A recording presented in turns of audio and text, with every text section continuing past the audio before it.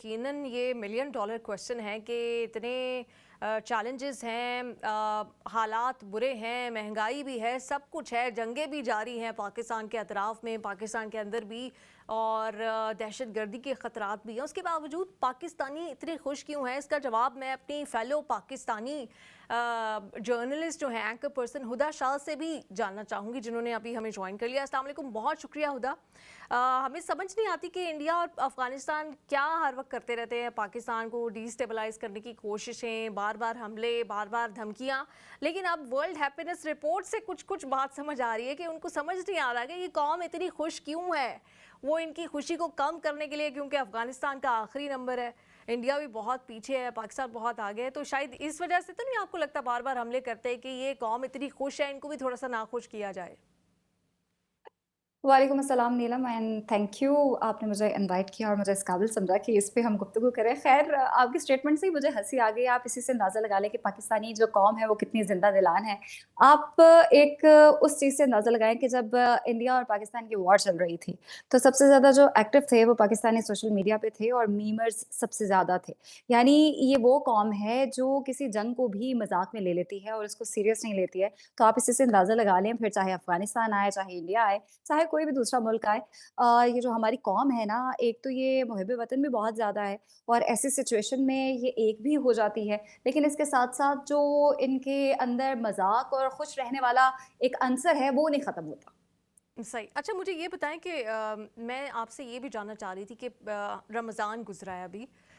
Ramzan transmissions के ऊपर तो मैं बाद में बात करूंगी, लेकिन रमज़ान में हमने ये देखा कि अफ़गानिस्तान की जानिब से बार बार अटैक्स का सिलसिला जारी था, दहशतगर्दी के अपने ख़तरात अपनी जगह मौजूद थे, एडवाइजरीज जारी की जा रही थी कि बहुत ज़्यादा बिज़ी जगहों पे ना जाएं, परहेज़ करें। फिर गल्फ़ में जो सूरत हाल है 28 फरवरी से, वो भी आपके सामने, लेकिन उसके बावजूद अगर पाकिस्तान में जो भी रिपोर्टर माइक लेके निकलता था वो देखता था हर बाज़ार में रश है, मतलब तिल धरने की जगह नहीं है, और ख़वातीन जो हैं वो बढ़ चढ़ कर हिस्सा ले रही हैं ईद की शॉपिंग में।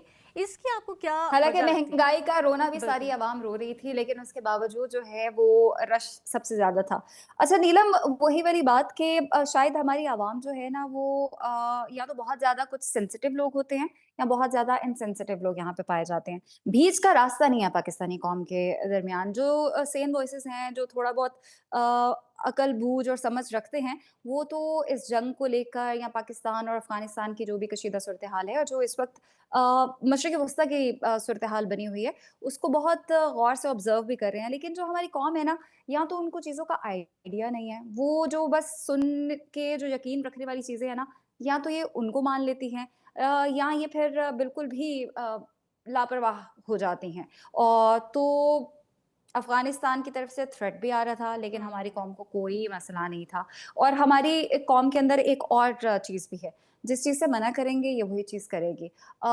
ऑयल टैंकर, अगर वहाँ कोई ऑयल टैंकर गिर जाता है तो ये वहाँ पे जाके ऑयल लेना शुरू हो जाती है। हालाँकि इनको पता है कि वहाँ पे अगर आग लग गई, हमने 1-2 वाक़यात भी ऐसे हम्म। देखे कि उसमें कितने लोग जल के मर गए। लेकिन उसके बावजूद जो हमारी कौम है, वो उन चीज़ों की तरफ जाती है। हमने इंडिया पाकिस्तान की जंग में भी देखा कि ये खुद ही गन्स और यहाँ तक के वो डंडे लेकर बॉर्डर्स तक भाग गए थे कि आने दो इंडियंस को, हम मार देंगे। अफ़गानिस्तान के साथ भी यही सूरत-ए-हाल है इन लोगों की। सही।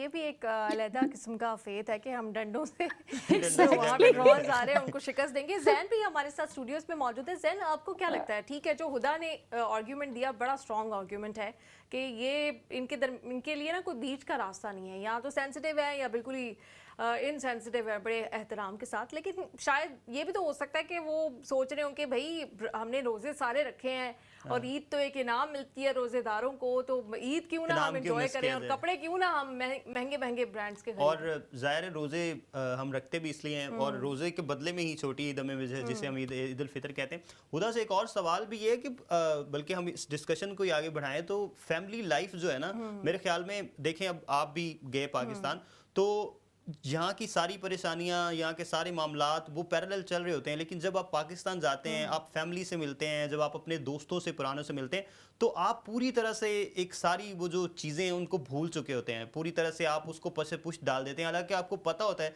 कि जब महीना ख़त्म होगा तो मैं वापस उसी सिचुएशन में आऊँगा, वापस वही डायरेक्ट डेबिट लगे होंगे, रेंट आ जाएगा, सारी चीज़ें। तो हुदा ये बताइएगा कि ये जो फैमिली लाइफ का किरदार है वो किस कदर है, और पाकिस्तान की हम इस बात पे मतलब क्रिटिसिज्म करते हैं कि शायद फैमिली वैल्यूज़ हम थोड़ी सी पसे पुष्ट डाल रहे हैं, या जो नई जनरेशन है उस पर हम क्रिटिसाइज़ करते हैं, लेकिन फिर भी मेरे ख्याल में जो ये नया सर्वेज आते हैं तो ये हमें शायद ये नवीद सुनाते हैं कि कहीं ना कहीं फैमिली वैल्यूज़ हमें फ़ायदा दे रही हैं।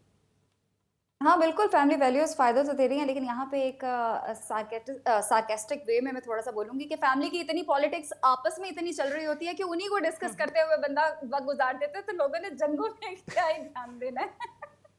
यानी ये पॉलिटिक्स भी सॉरी। पैरेलल चल रही है। बिल्कुल। अच्छा, मुझे ये बताएं कि हुदा, आप खुद भी जर्नलिस्ट हैं, एंकर हैं, आपने भी बहुत सारी रमज़ान ट्रांसमिशंस देखी होंगी। ये रमज़ान ट्रांसमिशंस, बाकी सब तो ठीक है कि पाकिस्तानी कौम सीरियस है या नॉन सीरियस है या बाज़ारों में पहुंची हुई, ये रमज़ान ट्रांसमिशंस किस तरह की करने शुरू हो गए?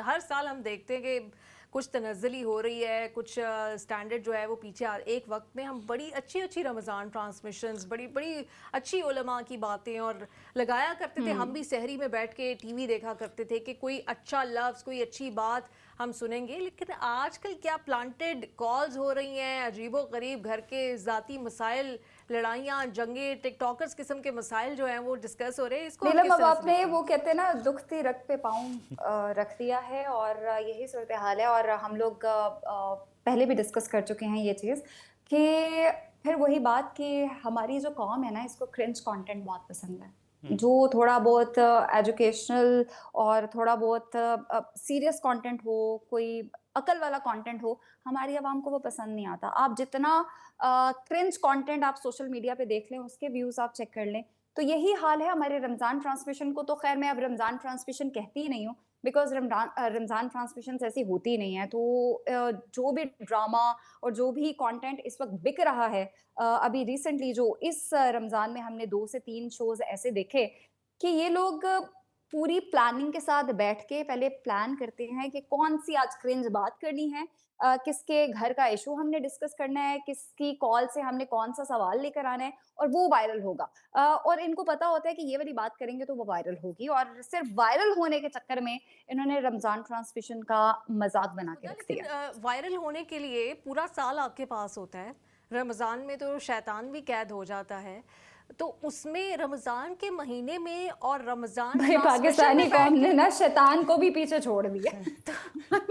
मैं तो यही कहूँगी कि भई शैतान भी हमसे ना तौबा-तौबा करता होगा कि इस अवाम को मैंने क्या ही बरगलाना है।